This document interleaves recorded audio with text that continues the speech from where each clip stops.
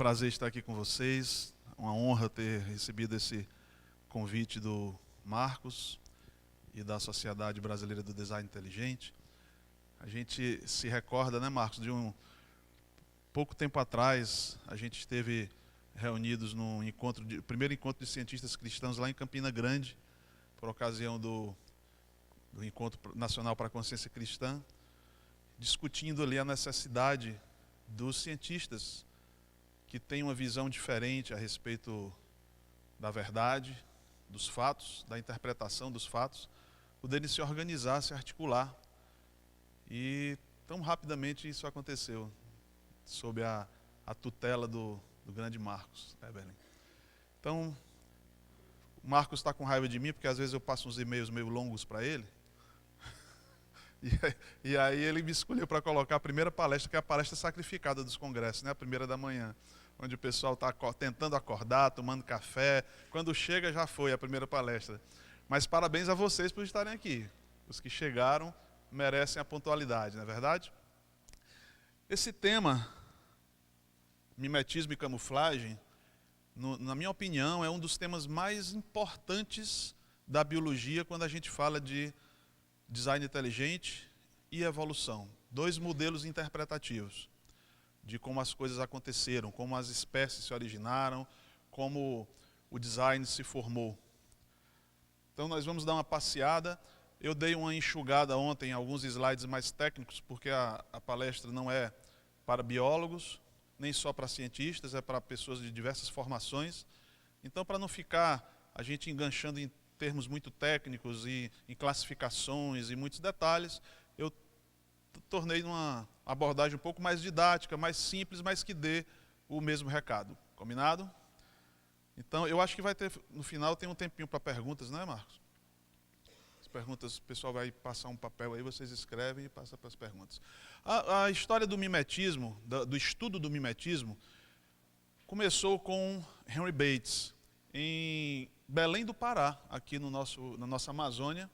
Em 1848, o Henry Bates veio junto com o Wallace, Alfred Wallace, aqui para o Brasil, e ele ficou 11 anos na Amazônia. Que privilégio, né? E naquele tempo, imagina, era melhor ainda. Então, Bates observou a relação entre dois tipos de borboletas. As borboletas impalatáveis, que nós chamamos, são borboletas que não podem ser comidas pelos predadores porque elas dão mal-estar, porque as larvas delas comem plantas com veneno. Então elas ficam tóxicas e quando os pássaros vão comer as larvas, eles ficam intoxicados. A gente diz que são borboletas impalatáveis. E as borboletas palatáveis, é outra espécie, outro grupo de borboletas que não tem problema nenhum, não são tóxicas e os predadores podem comer à vontade. Ele observou que as borboletas palatáveis, elas imitavam as cores das borboletas impalatáveis. E entendeu aquilo como uma adaptação, interpretou como uma adaptação, uma vantagem evolutiva, onde os predadores tinham medo de comer as borboletas palatáveis, achando que elas eram tóxicas como as demais. Então, em 1862, Bates cunhou o termo mimetismo e propôs que as espécies mais suscetíveis podem ter vantagem quando elas imitam as menos suscetíveis. Então, vem do grego mimetes, que é imitação. Isso aqui é uma das páginas do trabalho original de Bates, ele desenhando e estudando as borboletas. Aqui, uma imagem mostrando a mariposa monarca, que é a borboleta tóxica, e aqui a imitadora. Então observe como são bastante semelhantes. Bates estudou isso aí a vida toda. Aqui novamente, só a explicação que eu já dei, né? A borboleta vice-rei, mostra que é a imitadora, e aqui a borboleta de sabor desagradável e a larva de ambas.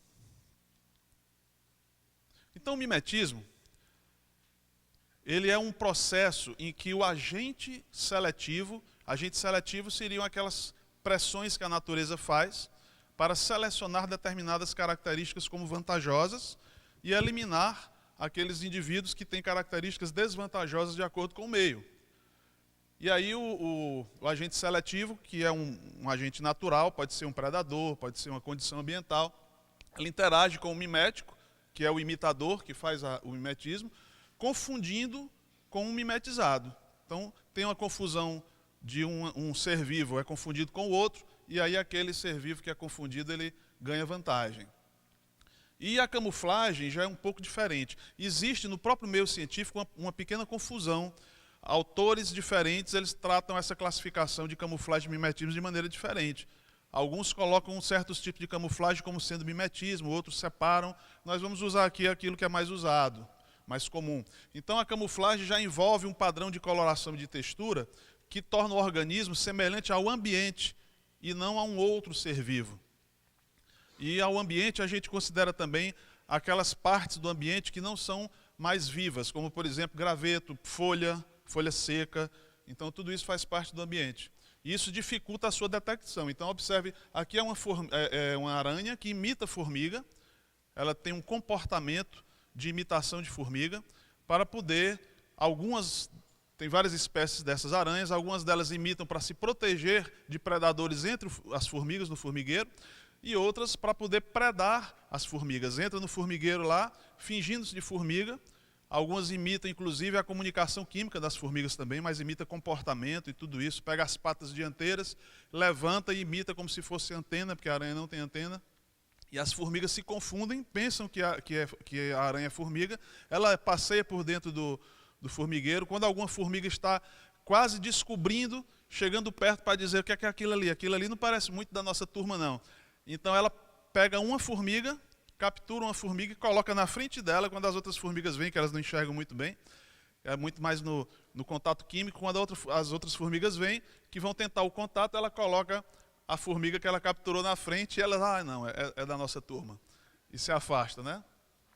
Então, já a camuflagem não, é uma tentativa de se esconder. O mimetismo normalmente não é de se esconder. O organismo pode ser visto, ele não se preocupa em não ser visto. Ele se preocupa em ser confundido com outro organismo de quem o predador tem medo, por exemplo. Camuflagem não, eu não quero que me vejam. Ficou bem clara a diferença de conceito? Então vamos lá. Então o mimetismo é a imitação de outros seres vivos, enquanto a camuflagem é a imitação do ambiente. A imitação de outros seres vivos pode acontecer por vários motivos. Intenção de defesa, intenção de ataque e intenção de reprodução. 3 razões distintas pelas quais um organismo tem vantagem quando ele mimetiza outro. Enquanto que a camuflagem, ela imita o ambiente e pode acontecer de 2 formas. A homocromia, que é uma semelhança de cor, imita a cor do ambiente, e a homotipia, que imita a forma de algo do ambiente. As 2 coisas podem acontecer também, juntas. Só que tem uma questão. É muito fácil você afirmar da boca para fora, com base em um paradigma, como a teoria da evolução, de que essas coisas simplesmente aconteceram. Não foi assim que foi. Eles precisaram, então fizeram. Uma espécie estava ali no ambiente, de repente ela percebeu que estava correndo perigo. Então, puxa vida, se eu imitar aquela outra espécie, eu vou ficar protegido. Então imito. Bacana dizer isso, né? Agora, como é que foi isso? O processo é que é difícil. A literatura sobre mimetismo e camuflagem, ela é repleta somente de especulações. Afirmações que não têm uma fundamentação comprovada. São só interpretações. Como se parte de um paradigma, de uma tese a priori, de que não tem como haver um planejamento disso, tem que ter acontecido por acaso, por combinações casuais de fatores ambientais. Como esse é o único paradigma que se considera, a explicação para o mimetismo e camuflagem tem que ser, foi por aí que aconteceu, não existe outra.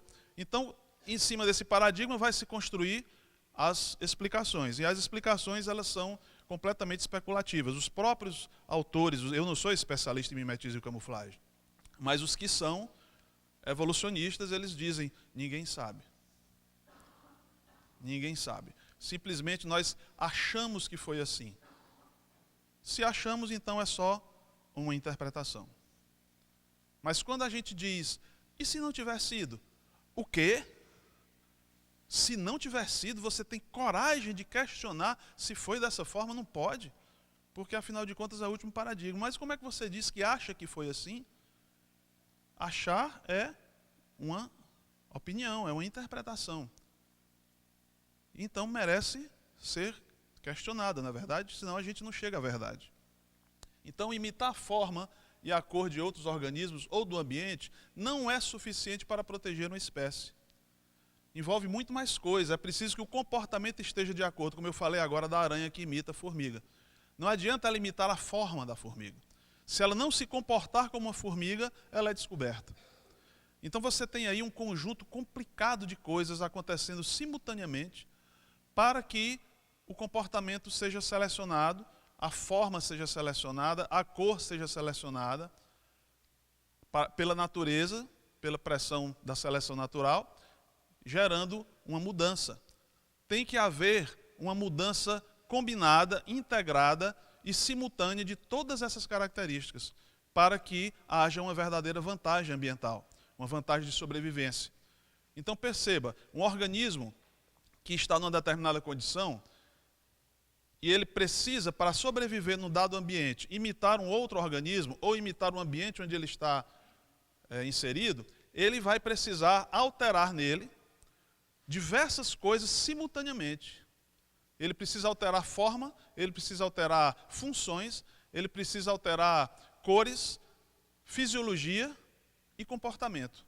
Tudo ao mesmo tempo, de uma vez só, senão não funciona. Se for de pouquinho em pouquinho, ele não tem como ser selecionado. Ele não sobrevive. Então, é um problema essa explicação, e nós precisamos refletir sobre isso. Deem uma olhada nessas imagens.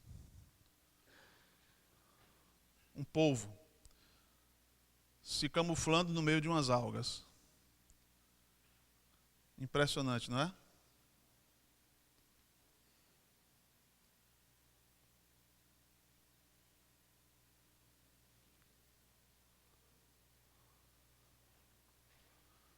Imagine isso tendo acontecido por combinações casuais ao longo de milhões de anos. Uma sépia, que é um aparentado da lula e do polvo.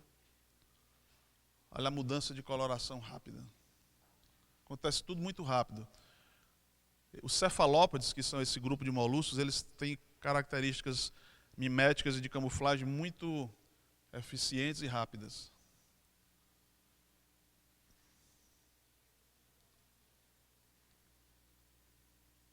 Olha a velocidade de mudança de cor. Instantânea.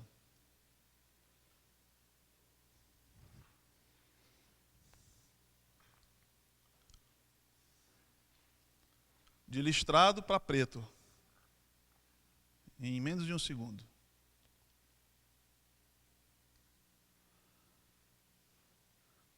Imagine agora o seguinte, que a gente estava falando agora há pouco. A integração de vários fatores de altíssima complexidade precisa acontecer entre diversos sistemas do organismo para poder dar certo o mimetismo ou a camuflagem.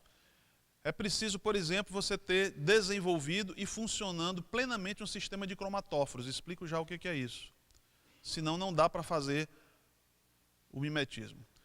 O sistema visual do organismo, se estivermos falando de um animal, ele precisa estar totalmente modificado, precisa sofrer as ditas adaptações, totalmente modificado para que o sistema de mimetismo funcione, de camuflagem.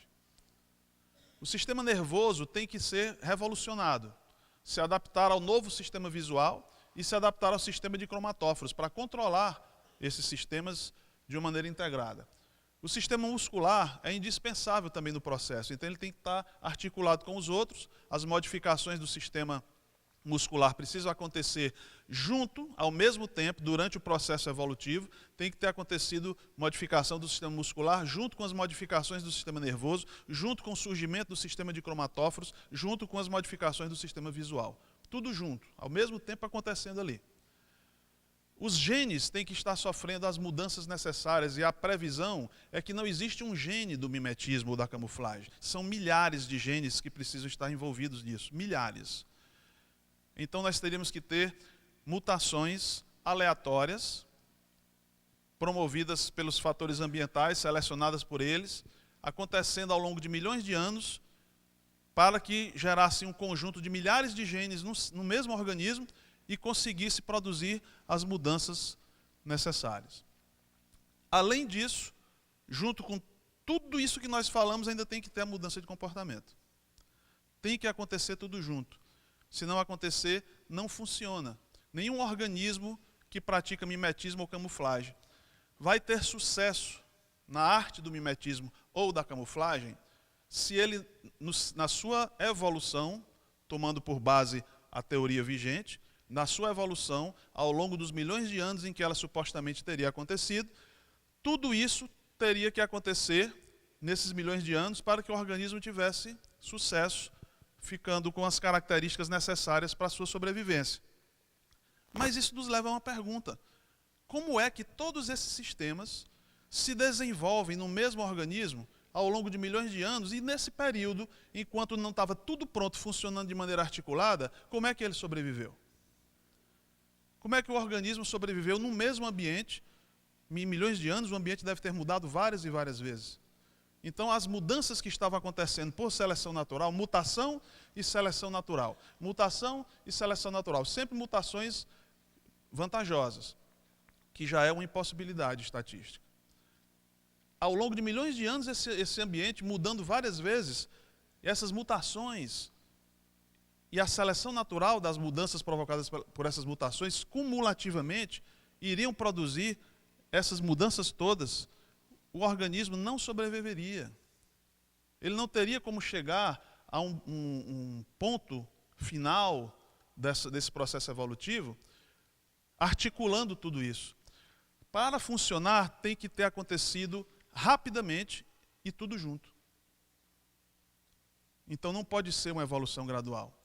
Se por acaso tiver acontecido alguma mudança na espécie, antes ela não tinha aquelas características miméticas ou de camuflagem, e depois ela passou a ter, a única maneira de ter funcionado é se essa mudança tivesse sido rápida, extremamente rápida.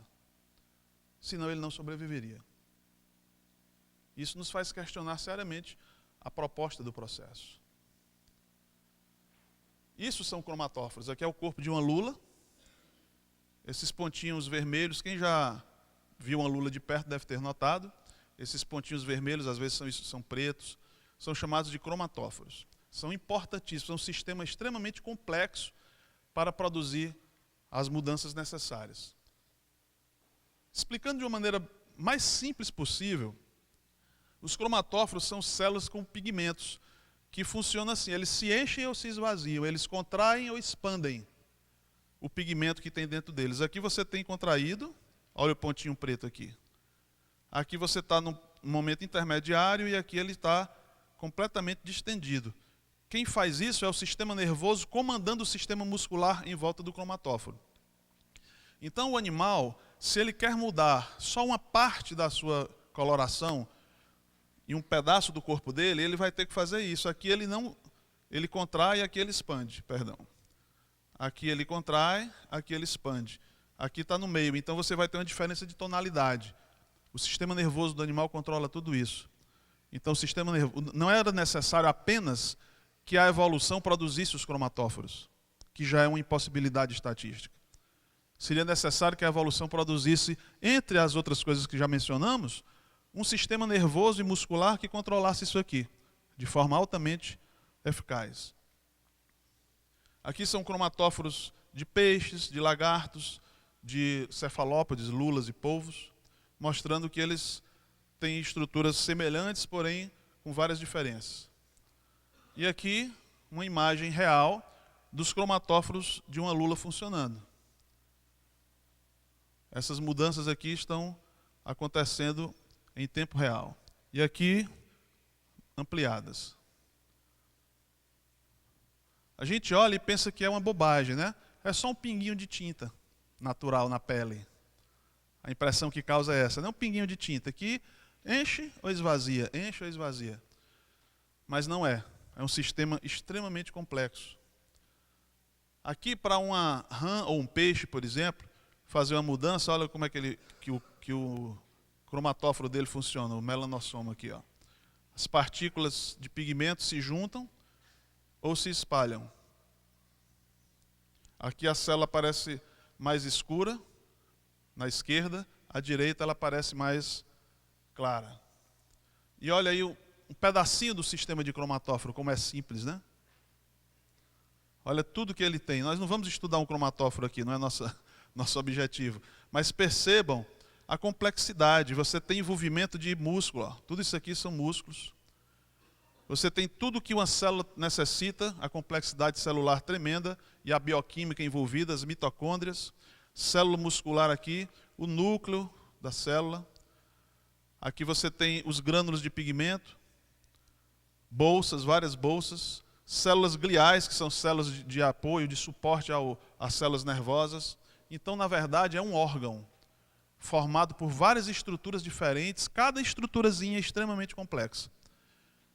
Isso aí provavelmente aconteceu ao longo do tempo, com as estruturas se encontrando, as moléculas se encontrando, né, Herbelin? As moléculas muito inteligentes se encontrando e dizendo, vamos nos juntar para produzir tal resultado? Chama aquela outra ali também, porque sem ela não dá certo.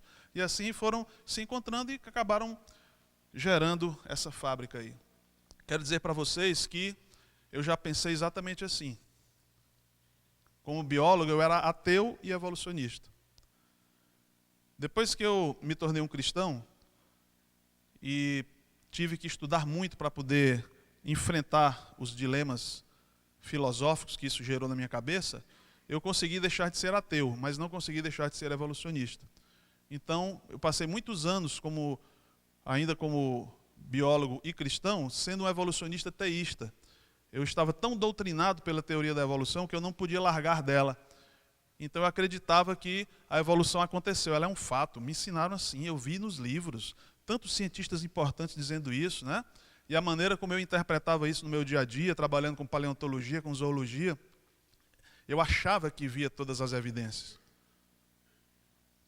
Mas aí depois, como aconteceu com Paulo, caí do cavalo.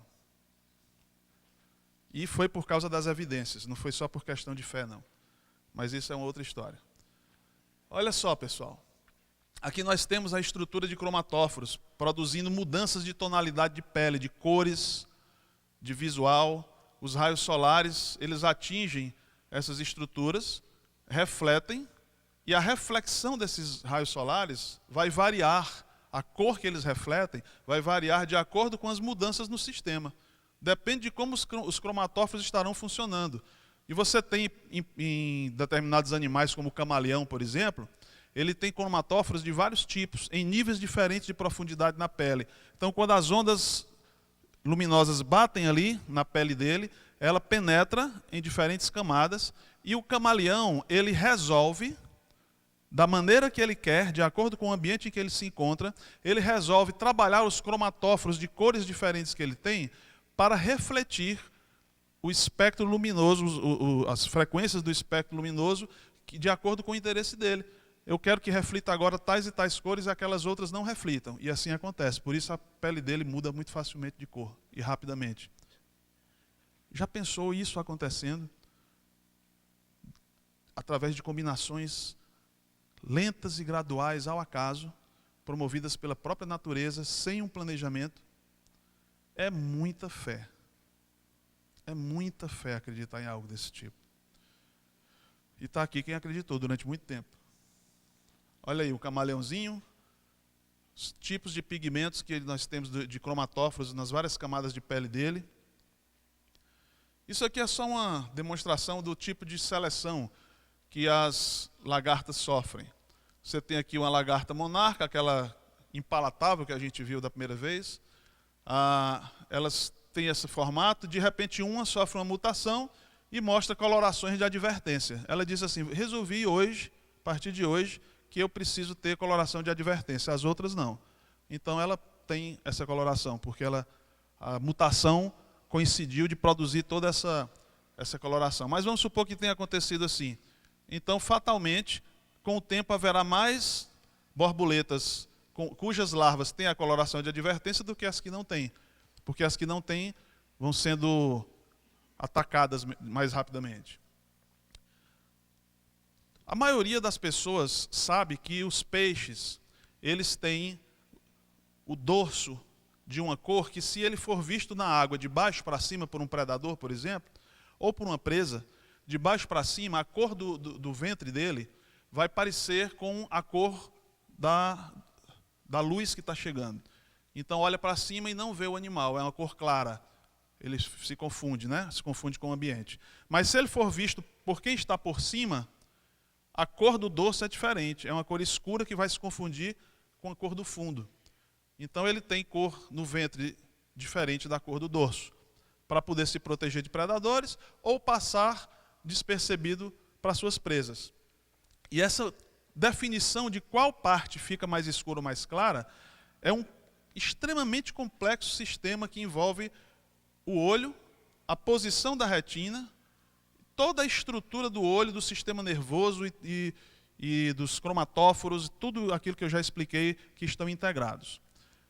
Da maneira como a luz solar bate e reflete no olho, a maneira como o olho recebe essa luz vai dizer para o animal que tipo de cor ele deve ter no dorso ou no ventre. Se a retina inverter, ele muda. Olha só. Está vendo a cor como está aqui? Inverteu a retina. Inverte o sinal. Ó. A face dorsal fica clara, a face ventral fica escura. Aqui, a face dorsal fica escura, a face ventral fica clara. O sistema para permitir essa mudança é extremamente simples. Veja que isso não é algo como as lulas fazem os povos. É muito mais simples, é só mudança de tom do dorso para o ventre.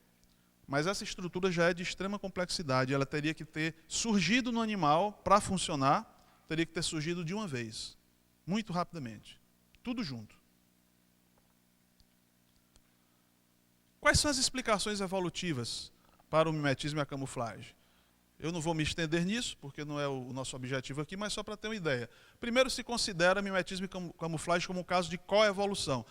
Coevolução é quando dois ou mais organismos evoluem em conjunto, num mesmo ambiente, atingindo benefício de uma das partes ou das duas partes. Então, acredita-se que, para haver mimetismo e camuflagem, é preciso que o organismo mimetizado, ou seja, aquele que é imitado, tenha evoluído paralelamente, os processos de mudança tenham acontecido junto com os processos de mudança do organismo mimético, que imita.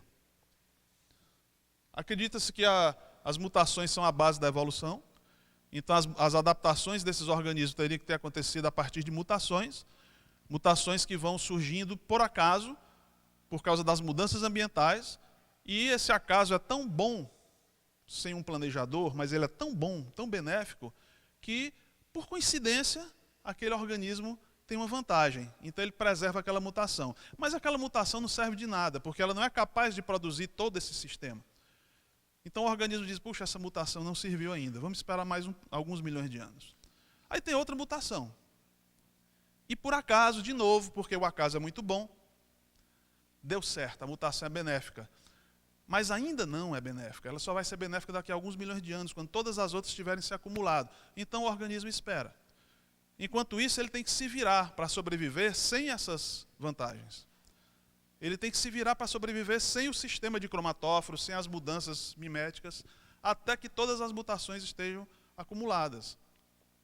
Acontece mais outra, aí depois de milhares e milhares de mutações casualmente benéficas, tudo junto se olha, vejamos ao redor, está tudo certo, agora deu certo, juntou o suficiente, está funcionando, agora eu posso fazer o mimetismo, agora eu posso fazer a camuflagem. Enquanto isso, ele foi se virando para sobreviver de outras formas. E dizem que a Bíblia é conto de fadas. A seleção natural é condição sine qua non para tudo isso ter acontecido. O meio tem que ir selecionando. Como nada disso explica de verdade, muitos especialistas em mimetismo e camuflagem apelam para a transgênese. Olha, a gente sabe que mutações de seleção natural não pode ter produzido mimetismo e camuflagem. Alguns assumem isso, eles são corajosos. E eles dizem isso. Então só tem um jeito. Tem que ter transferência de genes. A gente tem que encontrar uma explicação, porque afinal de contas não pode ter tido um planejamento.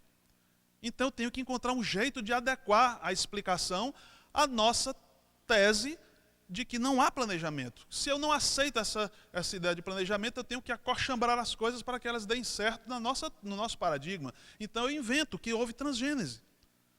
Assim eu consigo explicar como.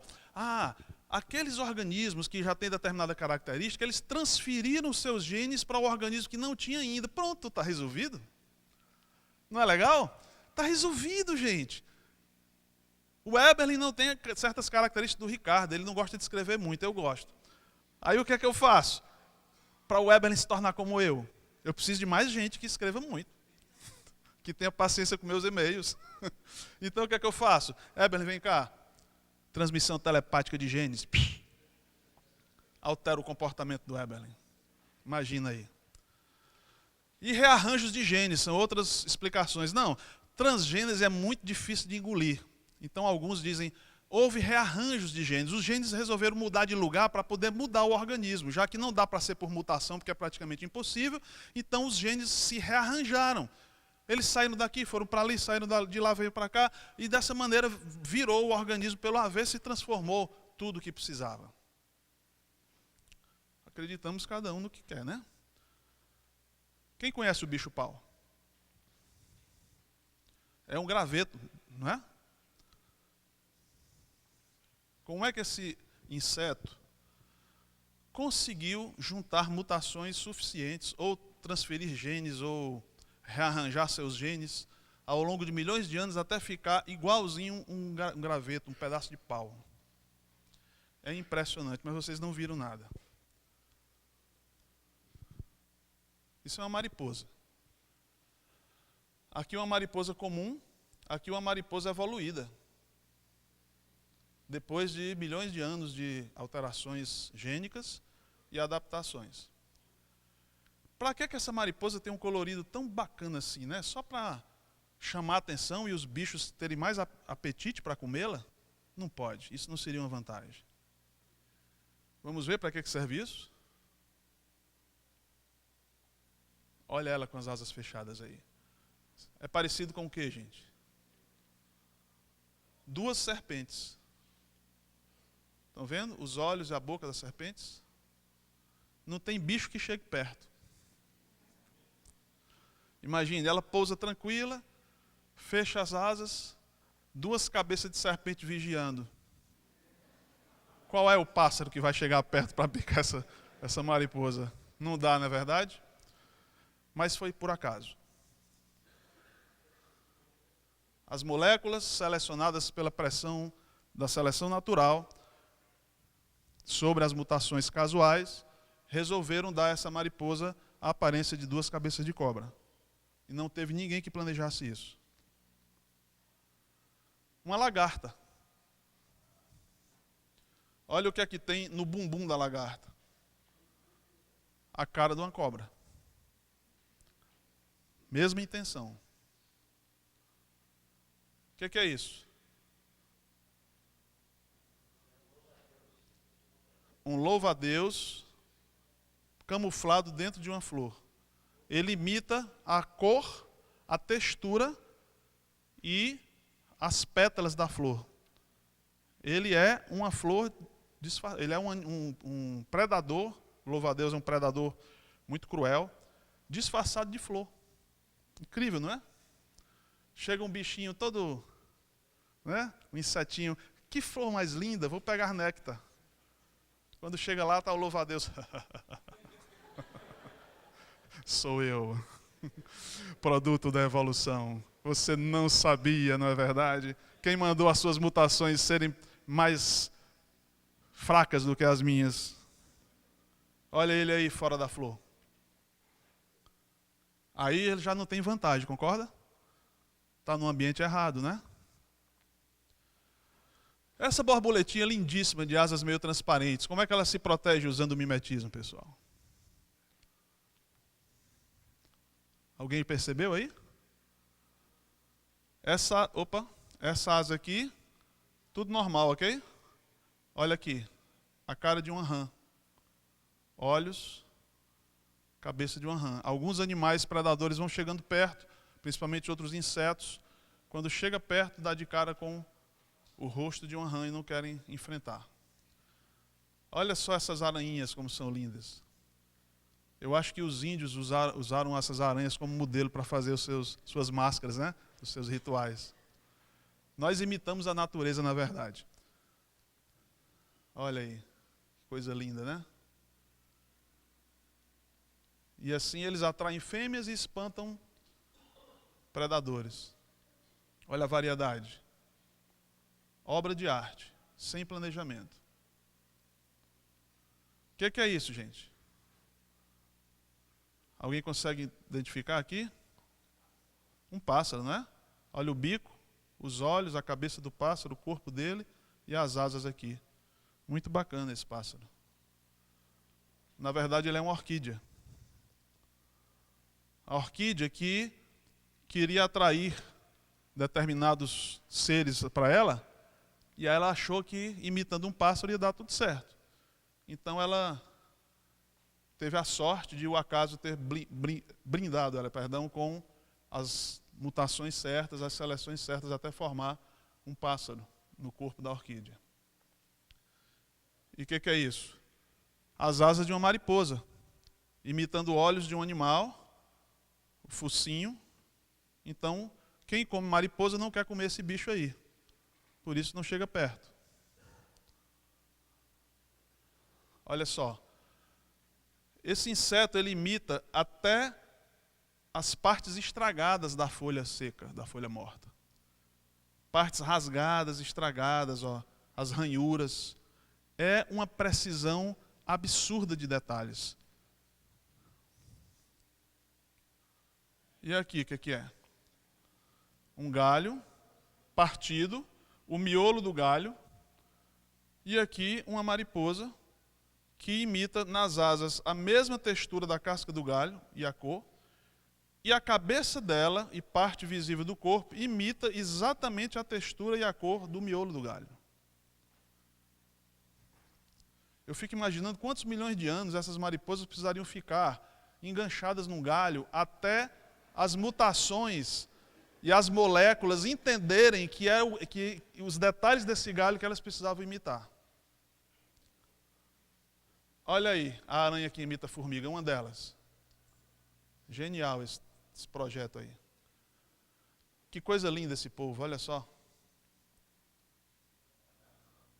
Hã? Então, estão enxergando aí? Estão enxergando? O que é isso aí? Um galho e um lagarto aqui, ó. Olha aqui o olho dele. Olha a boca. O corpo dele imita não só a madeira do galho, mas imita o musgo que está sobre o galho.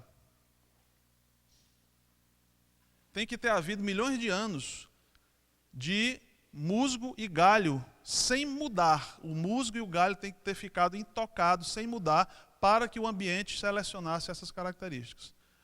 Como é que fica milhões de anos um ambiente sem mudar? Não dá. Em milhões de anos o ambiente muda e muda e muda e muda. Até hoje, né?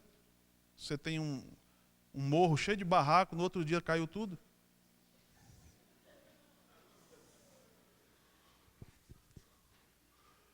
Que coisa. Impressionante, não é? Uma mariposa. E aí, estão enxergando? Olha aqui, pessoal, a lagarta. Camuflada na folha, olha só. Não é só a cor e a nervura da folha, mas aqui, ó. Todo mundo já viu lagarta de fogo, não é que chama? A lagarta de fogo ela tem essas mesmas estruturas, só que a lagarta de fogo tem um objetivo diferente, é para todo mundo ver e não chegar perto. Essa aqui, ela tem as estruturas naqueles fiapinhos da lagarta de fogo, mas é para disfarçar. Olha só, um lagarto aqui, ó. As patas dele, a cauda, a cabeça. totalmente disfarçado nesse tronco. Duas espécies próximas de louva-a-Deus, imitando folhas. Esse aqui imita folha viva, esse aqui imita folha morta. Camuflagem perfeita. Camuflagem perfeita. Ainda bem que ao longo dos milhões de anos não varreram essas folhas mortas, para o bicho não... Cadê as folhas que estavam sendo usadas para me mudar? Tiraram tudo e agora fiquei confuso. Complicado. Outro aqui também, ó. Aqui, ó, imitando perfeitamente a folha. Cara de coruja. Mariposa imitando cara de coruja. Os olhos arregalados, né? Qualquer um que chegar perto, você sabe que a coruja é um predador. É uma ave predadora de rapina. Então, seria difícil aí o animal chegar perto. Olha que coisa incrível. Aqui dá para ver porque está no galho, em posição transversal. Mas se ficar na posição horizontal com o galho, você não distingue. É igual uma madeira. E aqui, pessoal, o que é? Hã? Aqui é um arqueiro, vocês estão vendo? Ó? É um homem aqui, muito bem camuflado. Estão conseguindo? Olha o boné dele aqui, ó. Olha aqui o arco, aqui a flecha, aqui a roupa dele. Nós também sabemos imitar, viu? Já acenderam a luz amarela, vamos correr. Olha esse lagartinho, outro lagarto, sempre camuflagem de primeira, outro lagarto. Essa rã aqui se confunde com o ambiente, com as folhas secas. Olha aqui, lagarto bem disfarçado nesse tronco. Notem que ele imita as manchas do tronco, então ele tem que ter evoluído junto com o tronco. Não pode ter evoluído separado, não. Deixa eu passar mais rápido aqui. Olha aqueles pássaros que eu mostrei, estão vendo aqui? Ó? Você jura que é uma madeira. Os predadores não vão encontrar. Olha aí, a cara de coruja. Olha o sapinho aqui, ó, imitando a folha. Olha esse inseto imitando o solo. Outro inseto imitando outro tipo de folha seca. Olha aqui. Disfarçado, um inseto disfarçado no meio do musgo. Vejam que essas borboletas, elas se posicionam, elas pousam em dupla e se posicionam em relação à outra para poder formar a cara de uma só coruja. O comportamento não é individual, o comportamento é em dupla. Acúleos de plantas, como se fossem espinhos, e um inseto que imita o acúleo. Imita só o espinho. Esse aqui imita uma folha seca retorcida. Olha o grau de requinte, gente. O grau de requinte da camuflagem. Olha só, folha seca.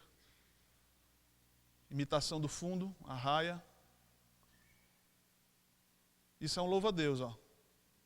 Em cima de um dedo, imitando folha seca também.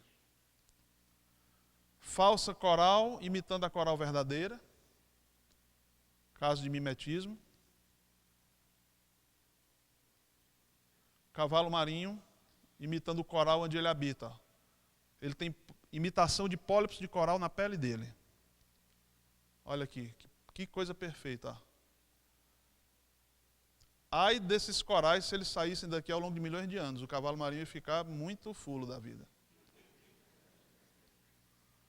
Olha o camarãozinho aqui disfarçado no meio dos tentáculos da anêmona. Peixe-pedra, imitando algas e rocha e tudo junto. Olha aqui o peixe-pedra. Outro peixe-pedra.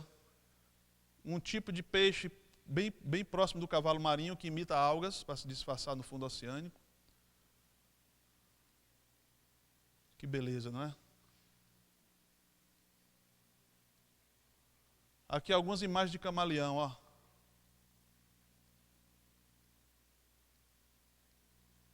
O polvo imitando o fundo. Olha aqui esse lagarto, disfarçado na folha. Folhas secas, são peixes na verdade. que imitam as folhas que caem das árvores e ficam no fundo da água, lá no fundo do leito do riacho. E eles imitam as folhas que estão lá. Aranha disfarçada na areia. Coruja. Incrível, não?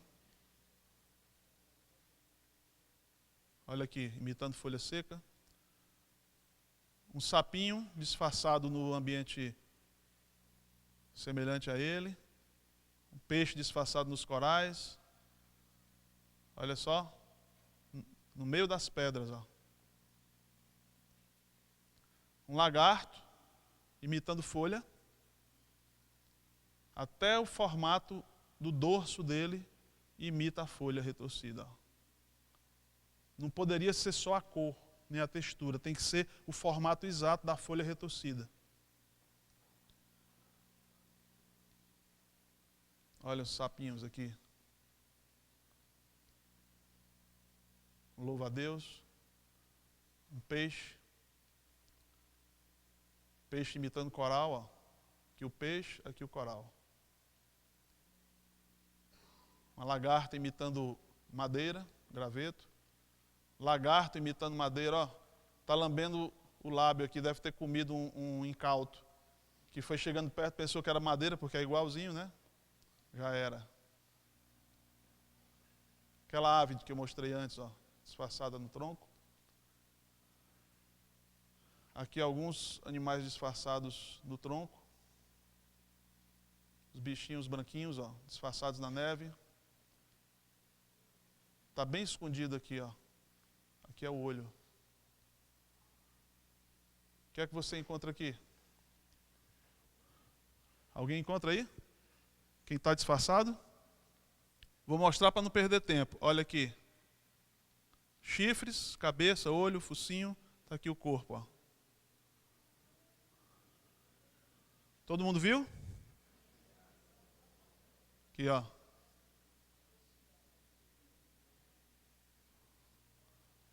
E aqui? Estão vendo? Uma girafa. Funciona ou não funciona? Corujas. Bicho-folha. Bicho-folha. Olha aqui aquela ave disfarçada na madeira. Coruja. Mariposa disfarçada no tronco. Sapo disfarçado na madeira. Lagarto disfarçado nas folhas secas. Olha aqui as nervuras da folha e os tons. Não, não muda não, não muda não. Mosquinhas que imitam vespas e abelhas. Aranhas imitando formigas. Uma flor que imita o inseto. E o odor do inseto, que o inseto vem e copula com a flor, pensando que é a fêmea do inseto. Atraído pelo cheiro e atraído pela forma e cor. Só que não é outro inseto, então a cópula não existe. Serve apenas para polinizar. Outro bicho-pau, mais sapinhos, olha aí, imitando os grãos de areia, peixe aqui. Nos contempla até com coisas preciosas como esse besouro aí, né? Parece de ouro. Gente, isso aqui é um insetinho imitando aranha. Olha só as patas da aranha. Aqui é uma mosca que imita a aranha. As asas dela têm cores que imitam as patas da aranha para confundir o predador. Agora nós chegamos ao final. Eu quero que vocês olhem essa imagem. Isso aqui é um tipo de mosquinha, um insetinho, tá? Olha as asas. O que é que tem nas asas dela? O que é que tem, pessoal, nas asas dela? Aranhas.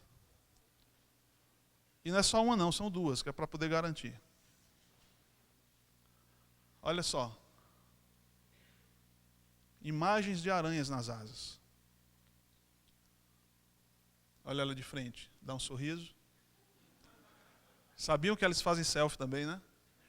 Então olha só. Aranhas, pessoal.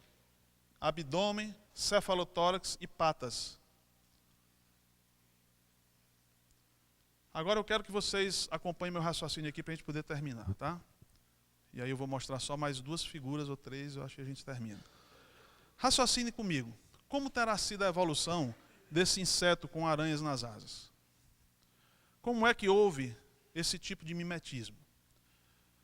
A explicação evolucionista é a seguinte. Um dia, essa mosquinha estava feliz da vida, passeando pelo ambiente, e o ambiente se tornou hostil a ela. Predadores, que não têm medo de mosca, só de aranha. Então os predadores começaram a comer as mosquinhas. Mas, por sorte, o acaso é tão bom, que um dia nasceram algumas mosquinhas com umas manchinhas marrons nas asas. Uma manchinha muito pequena, um ponto. Ainda não serve de nada, porque um ponto não espanta predador.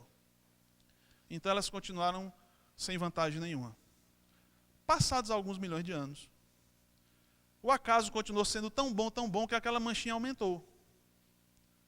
Também não adiantava nada, porque mancha não espanta predador. Mas ela teve sorte e conseguiu sobreviver à espécie. Mais um tempo, necessariamente muito longo, a natureza foi selecionando aquelas mosquinhas que nasciam com mais manchas marrons nas asas. Mas o acaso é tão incrível, que aquelas manchas casuais, sabe-se lá por que cargas d'água elas formaram aranha. É muita coincidência, não é verdade? A mosca deve ter dito, caramba, olha a minha asa. Tem uma aranha desenhada nela. Até ontem eram umas manchas sem nenhum sentido. Por isso que os predadores estavam chegando perto de mim e falavam, opa! Aí voltava. Gente, a gente brinca fazendo piada, mas na realidade a piada tem a ver com a proposta de explicação feita. É um modelo interpretativo muito bonito, muito criativo, muito genial, eu sempre achei. Mas não funciona. Eu não consigo ter fé suficiente para acreditar nisso, não consigo. Não pode ter sido assim. São aranhas nas asas da mosca. Me poupe quem diz que não teve planejamento. Me poupe quem diz que esse design não foi inteligente. É muito duro de engolir uma coisa dessa. E essa aqui, meu amigo, uma mariposa que confunde os predadores, mimetizando 2 moscas comendo cocô. Não tem condição. E o pior, ela solta uma caatinga, como se diz lá no Nordeste, um mau cheiro de cocô. E o bicho chega e ele diz, será que aquilo ali são 2 moscas mesmo comendo fezes? Vou olhar mais de perto. É verdade, dá o fora. Mas que raios de mimetismo evolutivo é esse? Me digam. O último. Isso aqui é um tipo de molusco bivalve, um búzio, né, com duas partes. E olha só o que é que ele faz. Ele solta o espermatozoide, fecunda aqui, aí os ovos vão se desenvolvendo, formam larvas, e as larvas formam uma isca em formato de peixe. Vamos olhar a foto. Isso aqui não é um peixe, pessoal. Esse olho, esse corpo, essas nadadeiras não são de um peixe. É uma isca que a larva fabrica com o organismo dela, com o corpo dela, para atrair um peixe predador. Quando o peixe predador vem comer, aí as larvas vão para a brânquia dele e se instalam lá e ficam parasitando, para depois se soltar e continuar o seu ciclo de vida. Eu pergunto para vocês, porque eu não sei a resposta. Dentro da teoria da evolução, como foi que essas larvas aprenderam a inventar a forma de um peixe para atrair um predador, para poder elas irem para as brânquias do predador? Por combinações de mutações, milhares e milhares de mutações ao longo de milhões de anos, por acaso, até que desse certo e formasse um peixe? Não dá. Delage, um evolucionista, no livro L'Evolutionisme, ele disse, estou absolutamente convencido que se alguém é ou não evolucionista, como ele, O é não por razões tiradas da história natural, mas em razão de suas opiniões filosóficas. Obrigado. Que Deus os abençoe.